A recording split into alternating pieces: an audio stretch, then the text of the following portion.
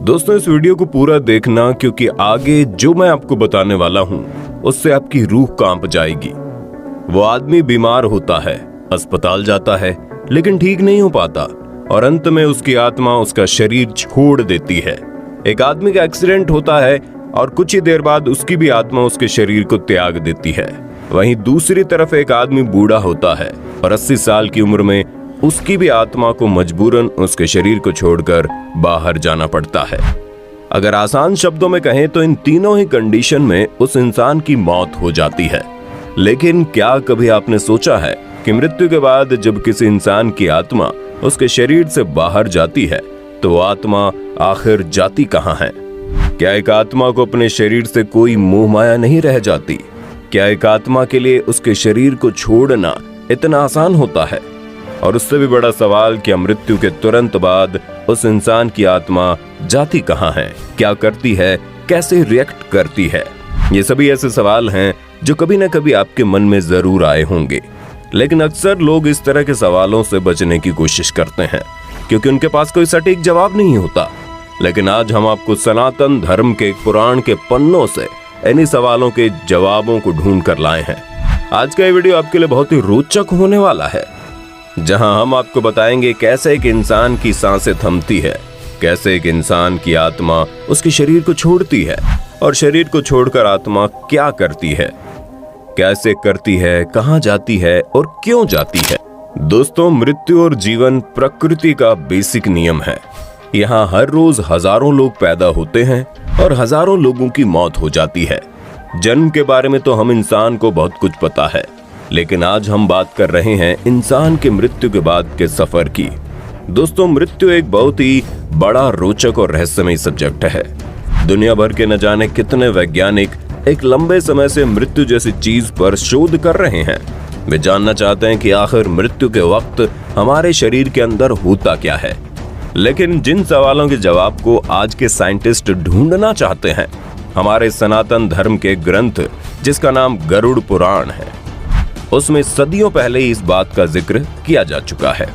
और जब सबसे पहला सवाल आता है कि वो ये कि मृत्यु के बाद आखिर होता क्या है। दोस्तों, सबसे पहले जब किसी इंसान की मृत्यु होती है तो उसी वक्त भौतिक दुनिया से उस इंसान का रिश्ता, नाता पूरी तरह से खत्म हो जाता है। मानकर चलिए कि इंसान की उम्र लगभग 80 साल से ज्यादा की हो चुकी है और अत्यधिक बूढ़ा होने की वजह से अब उस इंसान की मृत्यु निकट आ चुकी है। मृत्यु से महज 4 से 5 घंटे पहले उस इंसान के पैर के तलवे ठंडे होने लगते हैं। इस प्रक्रिया को अर्थ सोल चक्र का टूटना भी कहते हैं। ध्यान रहे, हम आकस्मिक मौत यानी एक्सीडेंट से होने वाली मौत की बात नहीं कर रहे। जैसे ही किसी इंसान की मौत होती है, वैसे ही उस इंसान के शरीर के अंदर मौजूद आत्मा उसके शरीर से बाहर आ जाती है।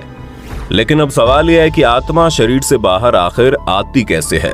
दोस्तों, आत्मा किसी इंसान के शरीर के अंदर एक खास कनेक्शन के द्वारा बंधी होती है। उस कनेक्शन को एस्ट्रल कॉर्ड कहते हैं। जैसे एक इंसान की मौत होती है, वैसे उसकी आत्मा और उसके शरीर के बीच का कनेक्शन टूट जाता है और जैसे ही कनेक्शन टूटता है, आत्मा शरीर से मुक्त हो जाती है और शरीर से बाहर और ऊपर निकल जाती है। लेकिन लंबे समय से एक शरीर के अंदर होने की वजह से आत्मा के द्वारा शरीर का छोड़ना थोड़ा सा मुश्किल हो जाता है। ये बिल्कुल वैसा ही होता है जैसे आपका पसंदीदा सामान आपके हाथ से छीना जा रहा हो। मृत्यु के महज कुछ ही पल के अंदर आत्मा शरीर से बाहर तो निकल जाती है, लेकिन मोह माया की वजह से आत्मा अपने शरीर को छोड़ना नहीं चाहती। बाहर से एक ऐसी अदृश्य शक्ति होती है जो आत्मा को ऊपर की तरफ खींच रही होती है, लेकिन वो आत्मा किसी भी कीमत पर अपने शरीर से दूर होना नहीं चाहती। यही वजह है कि जिस वक्त किसी इंसान की मौत होती है, अधिकतर मामलों में उस इंसान की आत्मा वहीं कहीं हवा में घूम रही होती है।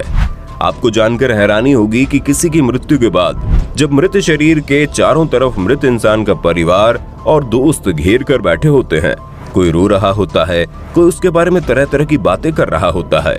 आत्मा इन सभी चीजों को बड़ी आसानी से सुन सकती है, लेकिन उस वक्त आत्मा को ये सभी चीजें बिल्कुल उसी तरह सुनाई देती है जैसे आपको एक ही वक्त में 50 लोग अलग अलग बातें बोल रहे हों, यानी एकदम ज्यादा वाला शोर। आत्मा उन सब से बात करने की कोशिश करती है और चिल्ला चिल्ला कर कहती है कि मैं भी मरा नहीं हूँ, लेकिन इसे कोई नहीं सुन सकता। धीरे धीरे आत्मा को एहसास होता है कि उसका शरीर मर चुका है और वापसी की कोई गुंजाइश नहीं बची है। इस वक्त आत्मा अपने मृत शरीर से लगभग 12 से 15 फीट की ऊंचाई पर हवा में तैर रही होती है। आत्मा वहां मौजूद लोगों से बातचीत करने की कोशिश करती है, लेकिन अफसोस कि भौतिक दुनिया के लोग आत्मा की आवाज नहीं सुन पाते और अंत में वो वक्त आ जाता है जब मृत शरीर का अंतिम संस्कार किया जाता है। जब अंतिम क्रिया कर्म हो जाता है तो आत्मा मान लेती है कि उसका इस पृथ्वी पर यानी कि भौतिक दुनिया में रहने का माध्यम खत्म हो चुका है और वह शरीर जो उसने इतने सालों तक अपना बना रखा था अब वो पंच तत्व में विलीन हो चुका है। और यही वो वक्त होता है जब आत्मा इस बात को स्वीकार कर लेती है कि सब कुछ वाकई में खत्म हो चुका है। इसके बाद के 7 दिन उस आत्मा के लिए और भी मुश्किल भरे होते हैं। भौतिक दुनिया में वो इंसान जिन भी चीजों से प्यार करता है, जैसे कि उसकी कोई खास दोस्त, कोई परिवार का सदस्य या फिर कोई बच्चा या फिर कोई पैसा, गाड़ी, बंगला, कोई भी चीज, आत्मा इन चीजों के पास बार बार जाती है। वो समझ चुकी होती है कि ये सब चीजें बहुत पीछे छूट गई हैं, लेकिन इस बात को स्वीकार करने में काफी वक्त लग जाता है। यही वजह है कि अंतिम संस्कार के बाद भी लोग 7 से 8 दिनों तक आत्मा इन चीजों के आसपास मंडराती रहती है और लगभग 7 या 8 दिनों के बाद वो वक्त आता है जब आत्मा को ये भौतिक दुनिया को छोड़कर एक नए सफर पर निकलना पड़ता है और एक नई दुनिया की तरफ निकलने में उसकी भलाई होती है। वही दुनिया जिसे हम कभी स्वर्ग या कभी नर्क की उपाधि देते हैं। गरुड़ पुराण में कहा जाता है कि लगभग 1 सप्ताह के बाद आत्मा एक नए सफर पर निकल पड़ती है और ये सफर एक सुरंग के रास्ते से होकर जाता है। एक ऐसा अदृश्य सुरंग जिसे भौतिक दुनिया का कोई इंसान देख नहीं सकता। इसे सिर्फ और सिर्फ उस आत्मा के लिए बनाया जाता है। आपको जानकर हैरानी होगी कि गरुड़ पुराण में इस बात को बहुत दूर देखकर कहा गया है कि आत्मा जब इस भौतिक दुनिया से एक नई दुनिया की तरफ बढ़ती है तो वो यात्रा उसके लिए बेहद कठिन होती है। आप अंदाजा लगा सकते हैं कि आपको अपना सब कुछ छोड़कर एक नए सफर पर निकलना है। यही वजह है कि मृत्यु के बाद के 12 दिन बहुत ही महत्वपूर्ण होते हैं और अमृत इंसान के लिए तरह तरह की पूजा अर्चना किए जाते हैं।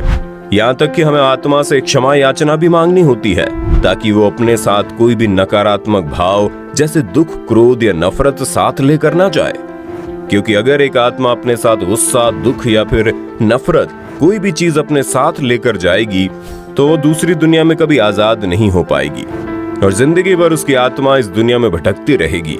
यही वजह है कि हम लोग इस पूजा को आत्मा की शांति के लिए की जाने वाली पूजा भी कहते हैं। इस बात को तो आप सभी जानते होंगे कि मृत्यु के बाद सबसे अंत में मृत इंसान के परिवार के द्वारा पिंड दान दिया जाता है। इसका मकसद ये होता है कि मृत शरीर की आत्मा जब एक नई दुनिया में जाती है तो वहां पर अपने पूर्वजों से आसानी से मिल सके और उसके पूर्वजों को इस बात की खबर लग सके कि उसकी एक पहचान का आदमी उस नई दुनिया में उनसे मुलाकात करने के लिए आ रहा है। आत्मा जैसे ही वहां पहुंचती है, पूर्वज उसका ऊपरी दुनिया में स्वागत करते हैं और गले लगाते हैं, जैसे हम धरती पर अपने दोस्तों और परिवारों को बहुत समय बाद मिलने पर लगाते हैं। और अब बारी आती है असली हिसाब किताब की, यानी भौतिक दुनिया में किए गए हर पाप पुण्य, अच्छे बुरे, नेक अनेक के लेखे झोंके की। नई दुनिया में जाते ही उस इंसान की आत्मा पूरी तरह से बदल जाती है। उसे अच्छाई और बुराई में फर्क समझ आने लगता है।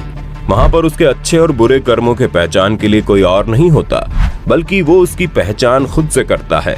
वो आत्मा वहां पहुंचकर भौतिक दुनिया में किया गया हर एक अच्छे बुरे पहचान का लेख तैयार करता है और पाप पुण्य के हिसाब से ही अपने आप के लिए पनिशमेंट की यानी सजा देने की तैयारी करता है।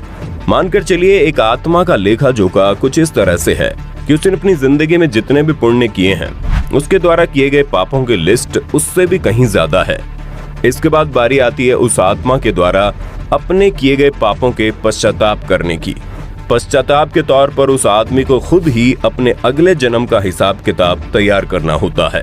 अब इस आत्मा को अपने अगले जन्म में कितना दुख झेलना है, कितना दर्द झेलना है, कितनी परेशानी का सामना करना है, ये सब उस आत्मा के द्वारा किए गए पाप और पुण्य पर निर्भर करता है। अगर एक आदमी ने इस जन्म में जरूरत से ज्यादा पाप किया है तो उसे अगले जन्म में उसका हिसाब पूरा करना पड़ता है। हो सकता है एक पापी इंसान का अगला जन्म तमाम तरह की बीमारियों से ग्रसित हो ये वजह कि एक इंसान को हर वक्त कहा जाता है कि समय रहते अपने पापों का प्रायश्चित कर लो। अगर गलती से भी कोई गलती हो जाए तो उस गलती के लिए बेहिचक माफी मांग लो, क्योंकि इस जन्म में हम जो भी करते हैं अगले जन्म में भी वो हमारा पीछा नहीं छोड़ता। दोस्तों, उम्मीद करते हैं मृत्यु के बाद होने वाले इस सफर की जानकारी आपको अच्छी लगी होगी। जन्म और मृत्यु के इस चक्र के बारे में आप क्या सोचते हैं? आप अपनी राय कमेंट में देना। वीडियो अच्छी लगी तो लाइक कीजिए, हमारे चैनल को सब्सक्राइब कीजिए और बेल आइकन को ऑन करना बिल्कुल मत भूलना, क्योंकि the earth adventure in Hindi की टीम आपके लिए हर रोज ऐसी ही जानकारियों से भरी वीडियोस लाती रहती है।